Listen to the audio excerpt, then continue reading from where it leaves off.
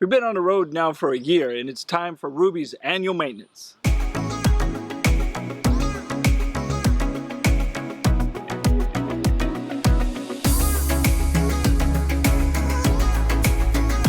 And although I've done monthly maintenance, it's now time for Ruby to get her annual maintenance checkup. So I'm going to go through my maintenance spreadsheet that I put together. I went through my manuals, I went through the web pages for Tiffin, looking at everything that I needed to capture so that I didn't miss anything, and I'm sure I did. I am by no means a professional mechanic, nor an electrician, or a professional in anything when it comes to RVing. This is just how I did my maintenance. Your rig, your RV is going to require you to do your own homework for your specific maintenance schedule. So with that, let's get started. Okay, so we're going to start on the roof to start our maintenance checks. And first thing I'm going to do is I'm going to check all the seams on the front cap and the end cap, and I'm going to check the seams around the satellite, the skylight, and the vents up here as well. And I'm just looking for cracks, peeling, Dicor, anything of the sort. And if I find something, then I've got my tube of Dicor self-leveling sealant, and I'll apply that accordingly. I do have a turn-on tape if I find something a little bit bigger that requires that. So, all right, so I'm going to take the max flow vent off of our bathroom ventilation lid so that I can get a good check of the sealant around the vent lid. So there's just four bolts that are holding this down. So just remove the 4 of those and it'll lift right up, like so. Oy, pretty dirty vent. Take a opportunity to clean it up, get any loose debris out of it. No leaks anywhere, it doesn't, or cracks. It's not soft and spongy.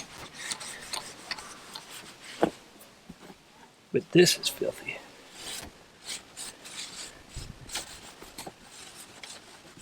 I'm going to take the screen out of the vent here, just kind of give it a shake as well. Get the dust and debris off of it. It's doing its job, catching small leaves and insects from coming in, and then I'll just put it back on.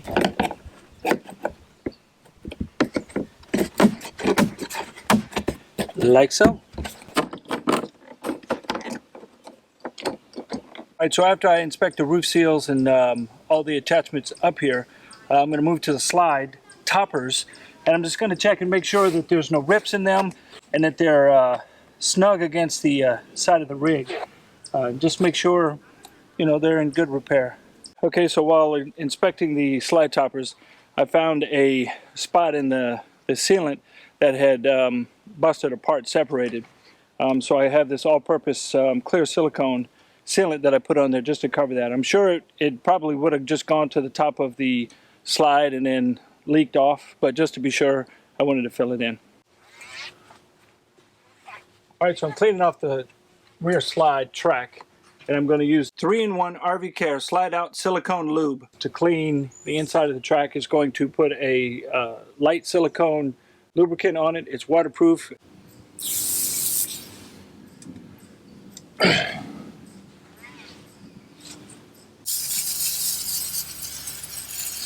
This here is they call a diving board slide out. So it's a little different than the track one that you saw me spray directly on.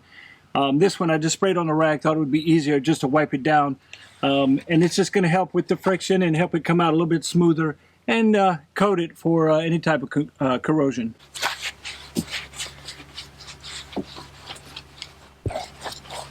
Alright, so while doing the slide maintenance and cleaning the diving board here, I saw one of the slide glides sitting below where it should have been. So this looks like the screws have busted off and it popped out. So now I'm going to have to figure out how this gets repaired. But I still have the other one on there, so it's not touching the other side. So it shouldn't be a problem, but I got to look into this.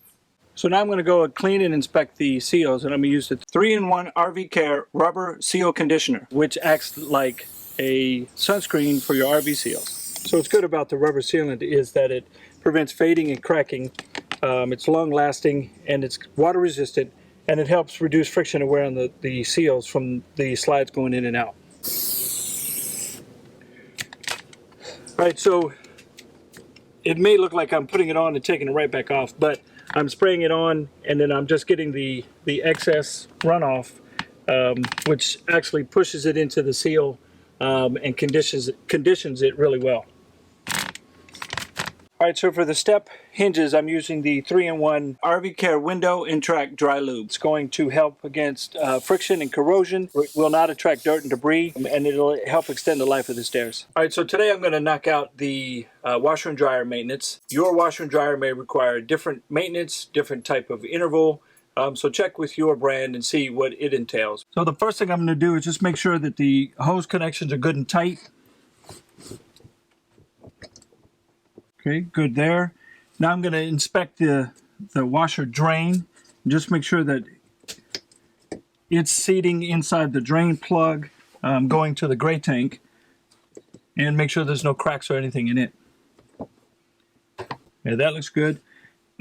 Now I'm going to focus on the dryer vent and just make sure it's connected good on the inside and that there's no holes or visible lint peeking out.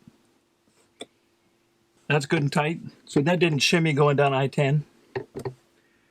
And then just looking on the overall backside of the washer down on the ground, just to make sure there's no debris and that there's no evidence of critters in and out of here. All right, that all looks good. All right, next I'm going to check the lint filter inside the dryer, or the lint area where the lint filter goes. All right, the lint area where the lint tray goes definitely needs to be vacuumed out.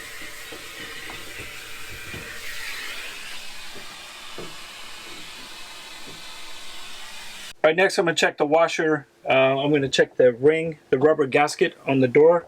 When it closes, make sure that there's no mold or anything in there. And then I'm just going to wipe down in the soap tray. It doesn't have a foul smell, so we're doing good there. Get the residual soap out. I don't know what yellow that stuff was. Still see it.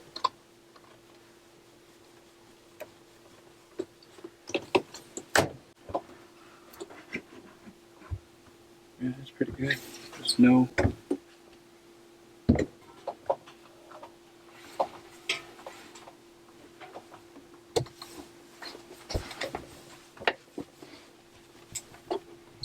And that's that for the washer and dryer maintenance.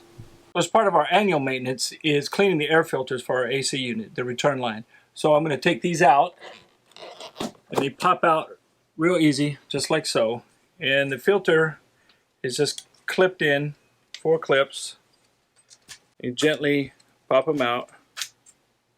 So you remove the outer clip to get to the filter, and it looks like this. So it is an annual cleaning maintenance, but we're going to do it every month. This one I just found. I had no idea there was a filter in the closet. I knew we had vents, smaller vents. This one's in the closet. So make sure you check all your available roof area. Sorry, all your ceiling area.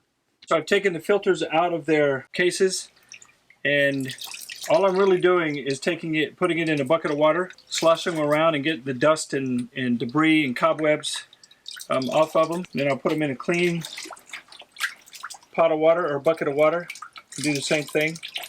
And as you can see, they're just foam.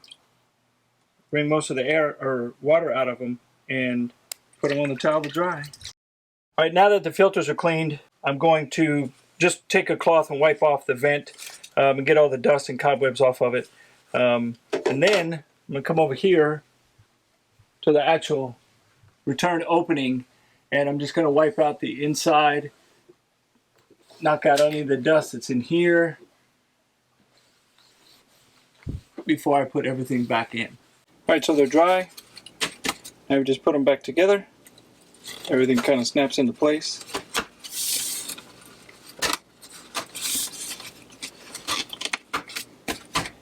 Just like that. And then they just snap back into place. They'll push. Done. All right, now I'm going to replace the anode rod in our hot water heater. So I've already cut off the water. I've already drained the water on the inside. So now I'm going to remove the panel, turn off the hot water heater here, and then take out the, or drain, bleed the water line in here, and then take out the anode rod.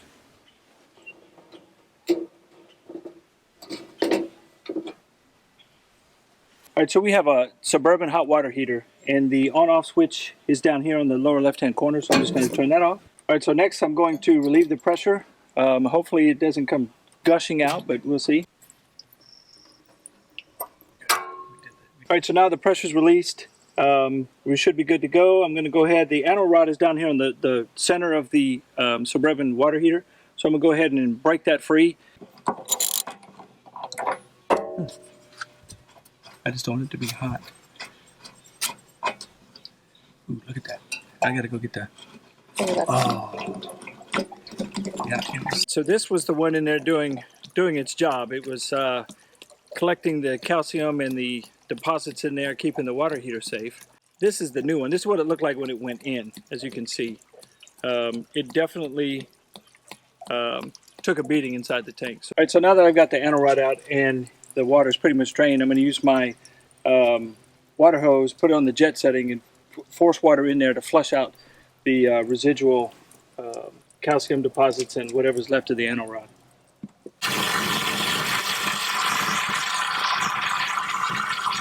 All right, so now I'm ready to reinstall the anode rod back into the water heater. So I'm just going to apply some Teflon tape to the threads, and then I'll go put it back in.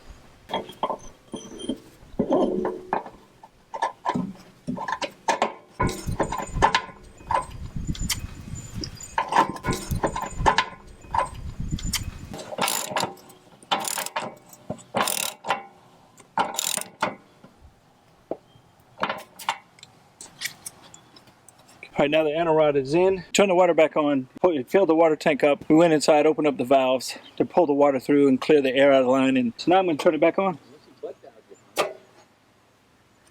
She's done. Now I'm just going to come in and do a visual check underneath the washer where the hot water heater is located. Just make sure everything's good there.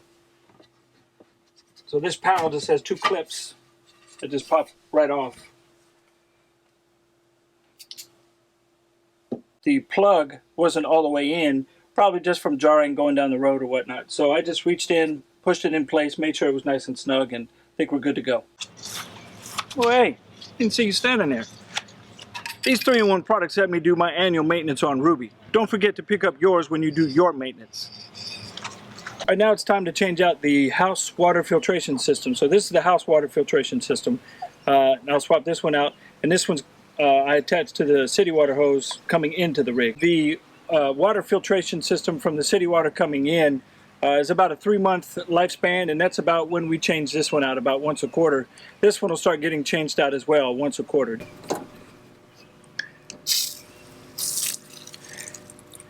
You disconnect the hose.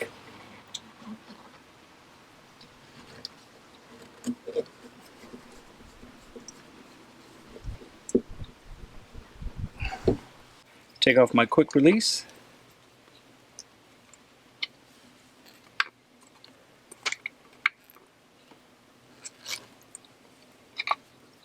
That out the way.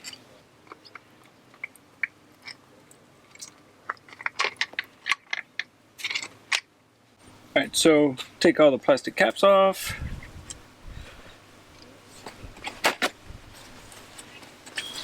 Go ahead and add some Teflon tape to this one.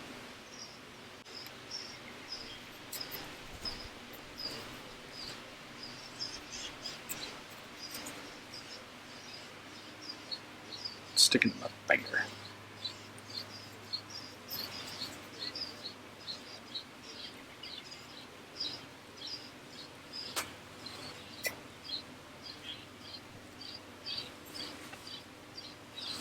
Add my quick connect back on.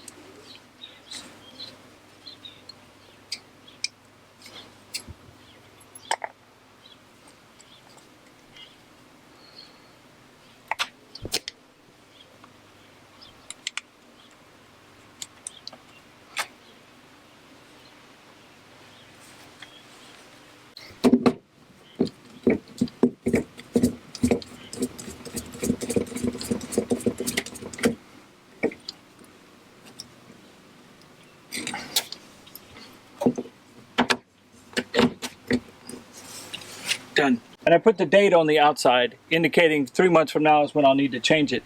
It's a good visual reminder, but I also have it in my maintenance spreadsheet.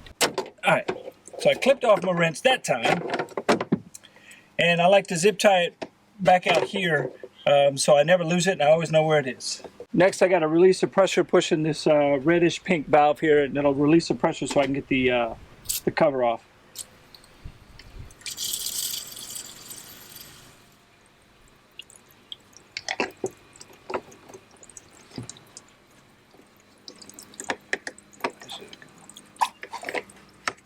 Yeah.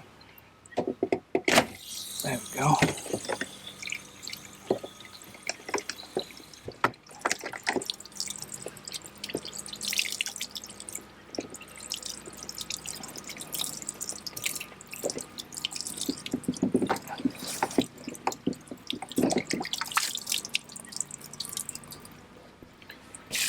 Look at that thing. So you can tell the difference between the two. This one was definitely doing its job. All right, so this one I'm going to put the date on it before I close it up. All right, I'm just going to put her back on.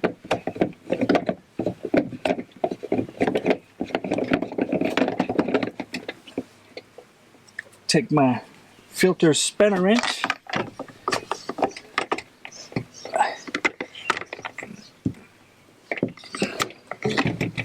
Nice and tight. Zip tie it back in.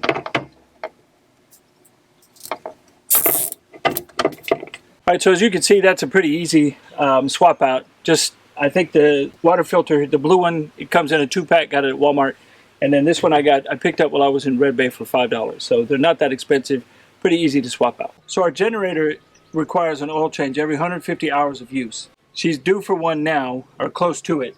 I was going to do it, but then decided against it because we would have to buy the materials to do it, and we'd have to take it and pay to dispose of it, and then I have to store those materials on board. I'm going to earmark this for our next drive out, see if we can find a Cummins place and get Ruby's oil changed. One of the other items we have to pay attention to is our window tracks. And this one in particular happens to be pretty tough to open at times if we don't put something in the track. So today I'm going to use the 3-in-1 RV Care Window and Track Dry Lube. It'll help reduce the friction, and better yet, it doesn't attract dust. I'm going to show you this one. It's a little tough to open. There's a little resistance to it. You can definitely feel it. So now I'm going to put some dry lube in it.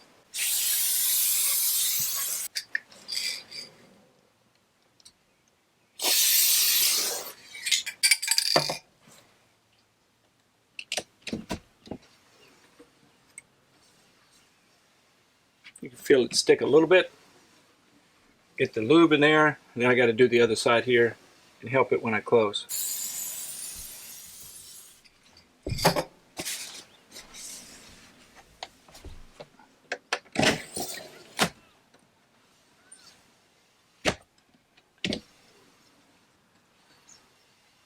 Smooth like butter. All right, on to the next 7.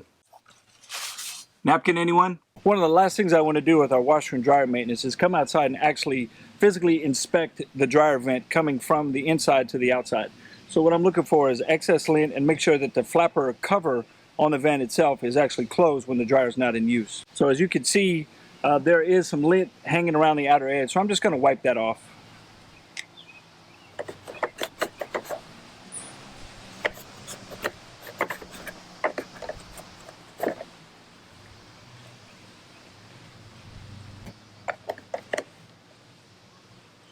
Alright, vent's cleaned out, flapper valve is closed, so easy as that. So I'm going to check the batteries. Lead acid batteries require that you check the water level monthly. Oh wait, I don't need to do that anymore. So I'm going to check the tires. What I'm looking for on the tires are any kind of signs of drying out, dry rotting, sun damage. So I'm going to look for cracks, bubbles. Just the overall condition of the tire should be nice and smooth. I'm going to look and see that the tire tread is wearing evenly and I don't have any issues there. I'm going to do both tires, so I'm going to get between the two tires, check the backside, because that's where I've seen a lot of pictures of bubbles on tires are in between the dual tires, so I'm gonna get back there and check those as well. But on the outside, these look pretty good. I mean, they're the original tires. Ruby's 3 years old, so these look pretty good. We've got a few more miles with these. Anything that looks out of sorts, both sides, got to crawl under here. You got to be a little flexible to get under here and check the tires. But I'm noticing a little wear pattern here that I'm gonna have to check. This stuff here that I found, it comes off. It looks like it's tape of some sort, but I was able to peel it off, so I'm not sure what that is. I'll have to work on that. But other than that, they look good. I am gonna have to check out this wear pattern a little bit. It's wearing a little bit here that has me worried. So I'll take a peek and see.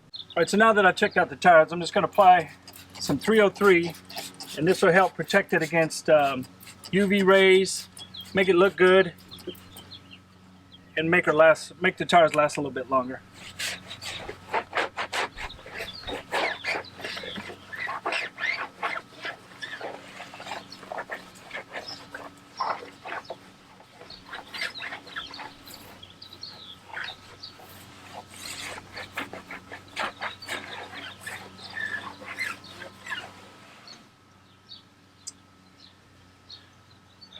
All right, 3 more to do.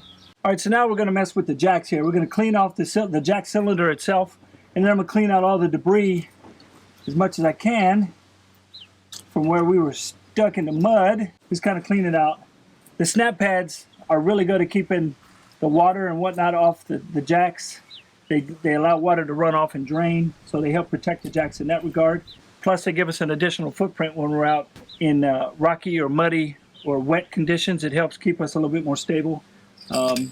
So I will come back and finish cleaning this off, get all the debris out. We certainly don't want this flying off the cars or hitting our toad as we're going down the road.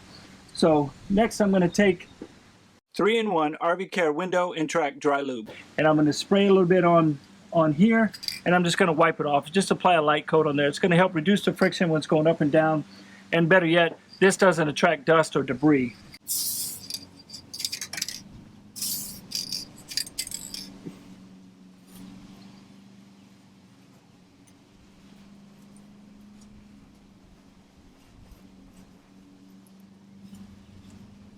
So as you can tell, we're driveway surfing at a friend's house, which we're thankful for. And I'm about to apply the 303 protectant to the roof here.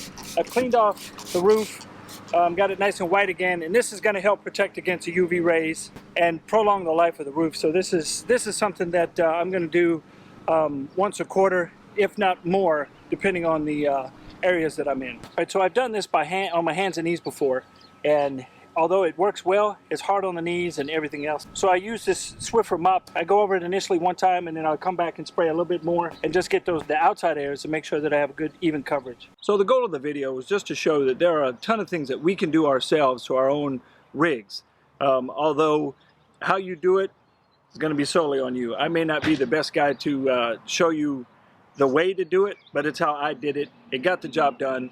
Ruby feels better. I feel better knowing that she's got her proper slides sealed and sunscreen put on them. So things like that we can do.